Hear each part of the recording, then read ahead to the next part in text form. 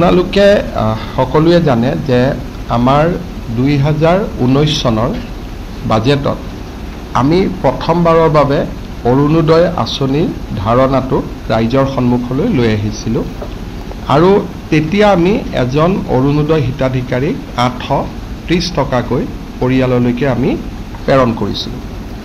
সেইটো আছিল অৰুণোদয় 0.1।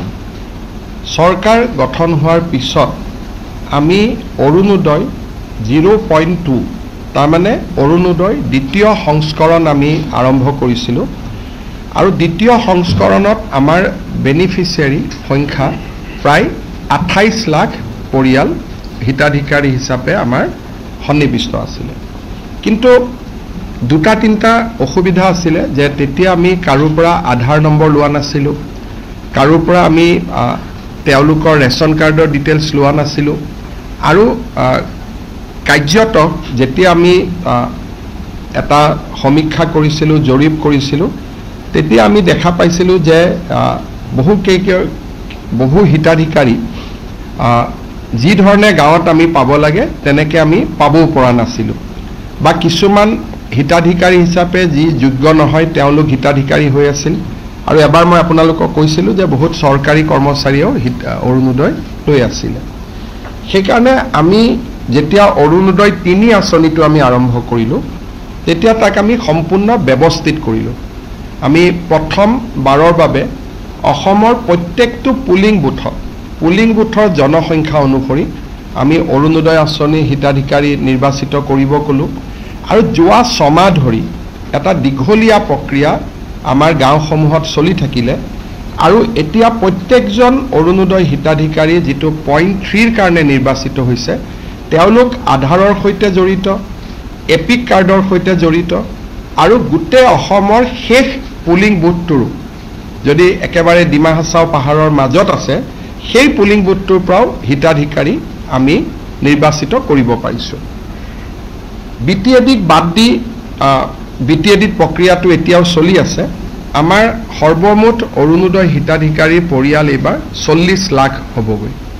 বিটিএডিত প্ৰায় 6 লাখ হিতাধিকাৰী, বাকী নন বিটিএডি অঞ্চলত 34 লাখ হিতাধিকাৰী আৰু এই গোটেই ডাটাবেছটো আমি চৰকাৰী কৰ্মচাৰীৰ লগত আমাৰ মুখ্যমন্ত্ৰী লোকসেৱা আয়োগ যোজনাৰ লগত বহুত কেইটা ডাটাবেছৰ লগত আমি ইয়াক মেটচ কৰাইছিলোঁ যাতে এজনো অযোগ্য হিতাধিকাৰীয়ে এই আঁচনিত সোমাব নোৱাৰে।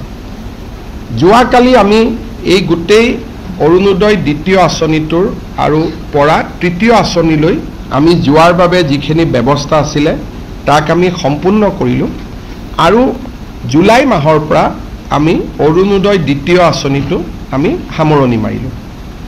এতিয়া গোটেই এই মাহটো আগষ্ট মাহটো আমাৰ নৱনিৰ্বাচিত পঞ্চায়তৰ প্ৰতিনিধিসকল বা জিলা উপায়ুক্তৰ প্ৰতিনিধি প্ৰত্যেকজন অৰুণোদয় হিতাধিকাৰীৰ ঘৰলৈকে যাব মোৰ পৰা এখন পত্ৰ লৈ যে আপুনি অৰুণোদয়ৰ বাবে নিৰ্বাচিত হৈছে আৰু অকল খালী পত্ৰখন দিবৰ কাৰণে অলপ বেয়া লাগে কাৰণে লগত এখন আমি সৰু কিতাপো পঠাইছোঁ মহাপুৰুষ শ্ৰীমন্ত শংকৰদেৱৰ ওপৰত, উপেন ব্ৰহ্মৰ ওপৰত, মহাপুৰুষ মাধৱদেৱৰ ওপৰত, APJ আব্দুল কালামৰ ওপৰত, গোপীনাথ বৰদলৈৰ ওপৰত, মূলা গাভৰুৰ ওপৰত, ভগৱান শ্ৰী ৰামৰ ওপৰত গোপীনাথ বৰদলৈ লিখা এখন পুথি আছিল তাকো আমি পঠিয়াইছোঁ, ৰাণী লক্ষ্মীবাই, গমধৰ কোঁৱৰ, লক্ষ্মীনাথ বেজবৰুৱা, স্বামী বিবেকানন্দ, এনেকৈ চিঠিখনৰ লগত এখন সৰু আমি কিতাপো দি পঠাইছোঁ যিহেতু এইবাৰ আমি কিতাপৰ বৰ্ষ পালন কৰি আছোঁ।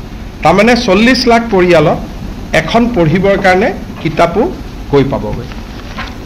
এই অৰুণোদয় তৃতীয় আঁচনিটো এই গোটেই প্ৰক্ৰিয়াটো সমাপন কৰোঁতে আমাক এমাহ লাগিব, ঘৰত গৈ আমি গোটেইখিনি দিওঁতে।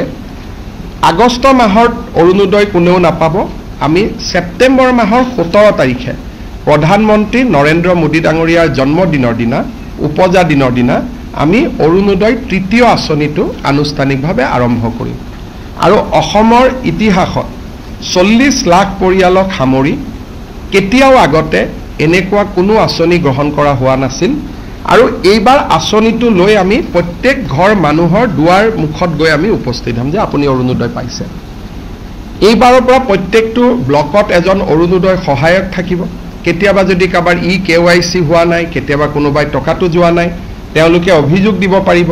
আৰু এটা পৰ্টেলো মুকলি হৈ থাকিব, য'ত নেকি কোনোবাই চৰকাৰী চাকৰি আদি পালে নিজক অৰুণোদয়ৰ পৰা অপ্ট আউট কৰিব পাৰিব।